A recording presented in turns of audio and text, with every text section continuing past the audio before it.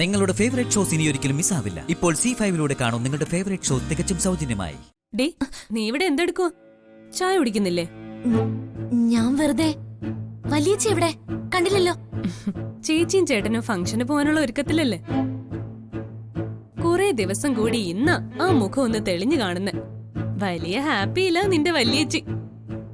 ഒരുപാട് സന്തോഷിച്ചാ അതിലിരട്ടി സങ്കടപ്പെടേണ്ടി വരുമെന്നാ പറയാറ്. സത്യം പറഞ്ഞ ഞാനിപ്പോ ഓർത്തോണ്ടിരുന്നത് മറ്റൊരു കാര്യമാ. നമ്മൾ അന്നൊരു ദിവസം മേഘനാഥനെയും ഭവാനിയമ്മയും കണ്ടിരുന്നില്ലേ? ആ കാര്യം ചേച്ചിയോട് പറഞ്ഞാലോന്നാ ഞാനിപ്പോ ആലോചിക്കുന്നേ. എന്റെ ഭഗവാനെ, നിനക്ക് എന്താടി ഭ്രാന്ത് പിടിച്ചോ? അന്നേ നമ്മള് ശപഥം ചെയ്തതല്ലേ ഇത് മറ്റാരും അറിയരുതെന്ന്. നീ മറന്നു അതെല്ലാം? മറന്നിട്ടല്ല, നമ്മള് പറയാതിരുന്നിട്ട് ചേച്ചി അയാളുടെ മുമ്പിലെങ്ങാനും ചെന്ന് പെട്ടാലോന്ന് ആലോചിച്ചിട്ടാ. അങ്ങനെ സംഭവിക്കാതിരിക്കാൻ നമ്മൾ ശ്രദ്ധിച്ചാ മതി. അതല്ലാതെ നമ്മൾ നേരിട്ട് കണ്ടു എന്നെങ്ങാനും പറഞ്ഞ പിന്നെ ചേച്ചിയുടെ അവസ്ഥ നീ ഒന്ന് ഓർത്തു നോക്കിക്കേ. അതോടെ തീരും ഈ സന്തോഷവും സമാധാനവും എല്ലാം. പിന്നെ ഒരിക്കലും ചേച്ചിക്ക് സമാധാനമായിട്ട് ഇരിക്കാൻ കഴിയില്ലെന്നുള്ളത് ഉറപ്പാ. ചേച്ചിക്ക് മാത്രമല്ല, നമുക്കും. എനിക്കറിയാം, പക്ഷേ ചേച്ചി അയാളുടെ മുന്നിൽ ചെന്ന് പെടുമെന്നൊരു തോന്നല്. എന്നുവെച്ചാ എന്തെങ്കിലും പ്രശ്നമുണ്ടോടി? ഞാനിത് പറഞ്ഞ കുഞ്ഞിച്ചി കൂടി വിഷമിക്കേണ്ടി വരുമല്ലോ ഈശ്വര. എന്താണെങ്കിലും നീ എന്നോട് പറ. കുഞ്ഞേച്ചയല്ലേ ചോദിക്കുന്നേ? ഏയ്, ഒന്നുമില്ല. ഞാൻ അതുപോലൊരു സ്വപ്നം കണ്ടു.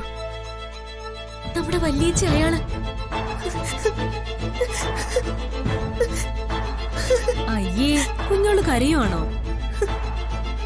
ദേ നോക്കി, നീ വിഷമിക്കാതെ.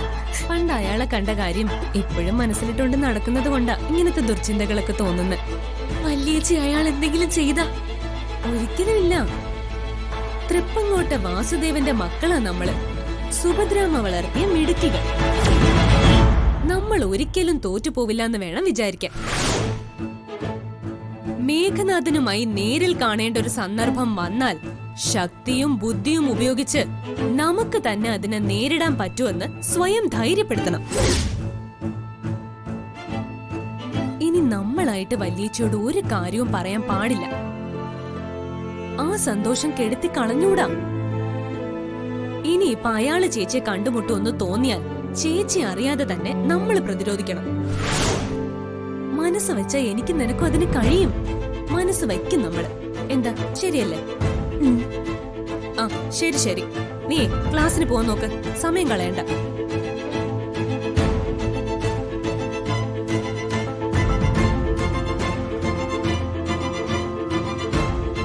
വല്യേച്ചി ആ ഫംഗ്ഷനിൽ പങ്കെടുക്കണം. പക്ഷേ അയാളെ കാണാനും പാടില്ല. അതിനെന്തെങ്കിലും വഴി കണ്ടേ പറ്റൂ.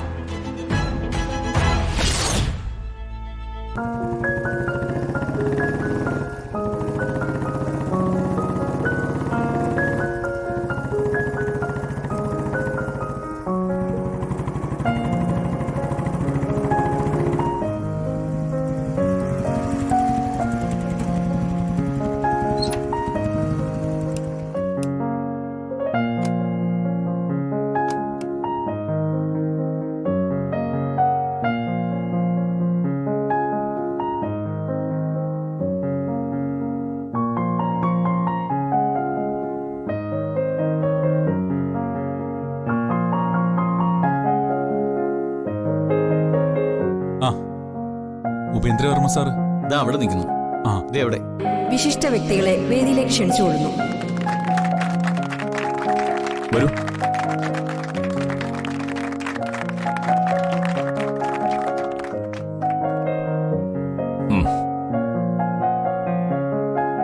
ആമുഖമായി 2 വാക്ക് സംസാരിക്കുന്നതിനായി എക്സ് മേയറും നമ്മുടെ സംഘടനയുടെ ചീഫ് പേട്രനുമായ ശ്രീമാൻ ഉപേന്ദ്രവർമ്മ സാറിനെ വേദിയിലേക്ക് ക്ഷണിച്ചു കൊള്ളുന്നു.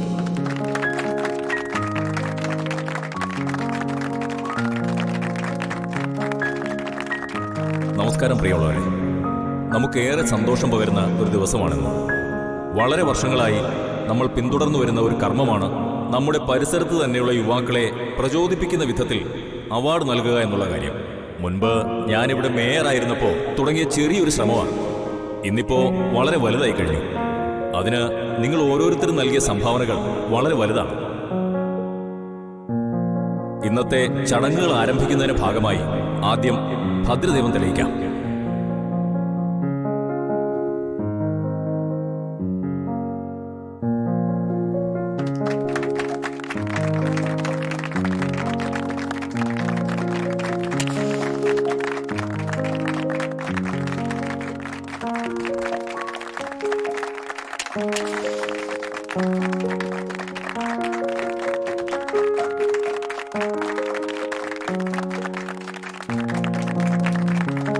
ഈശ്വര, അയാൾ ഇപ്പൊ തന്നെ വന്നിറങ്ങി അകത്തേക്ക് പോവല്ലോ. അവിടെ സ്റ്റേജ് കയറും മുമ്പ് അയാൾ ചേച്ചിയെ കാണും. കണ്ടാൽ എന്റെ ഭഗവാനെ, ഈ അപകടത്തിൽ നിന്ന് ചേച്ചിയെ രക്ഷിക്കാൻ ഒരു വഴി കാണിച്ചു തരണേ.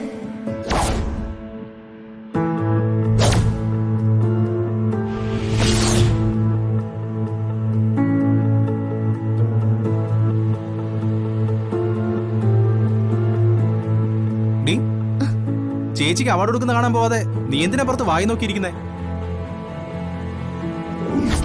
കൊള്ളാം, ഭഗവാൻ എനിക്കായി അയച്ചു തന്ന വഴിയായിരിക്കും ഇവൻ.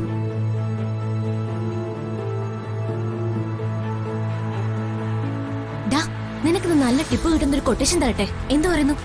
പൊട്ടിക്കേ, കേക്കട്ടെ.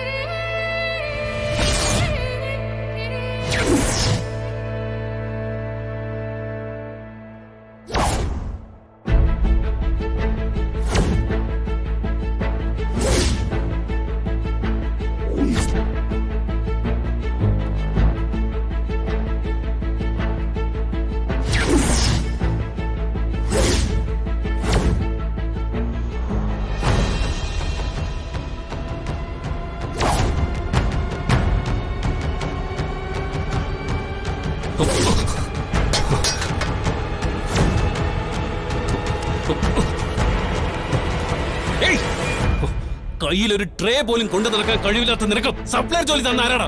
Useless fellow, idiot. Sorry sir, അറിയാതെ പറ്റിയതാ. നിന്റെ ഒരു സോറി. പിന്നെ അറിഞ്ഞോണ്ട് ആരെങ്കിലും മറ്റൊരാളുടെ ദേഹത്തോണ്ട് ഒഴിക്കോ?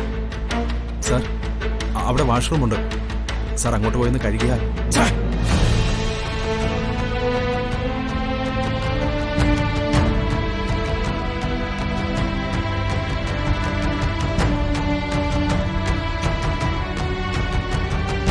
ഡൗൺലോഡ് ചെയ്യൂ C5 ആപ്പ്. കാണൂ എല്ലാ എപ്പിസോഡുകളും സൗജന്യമായി.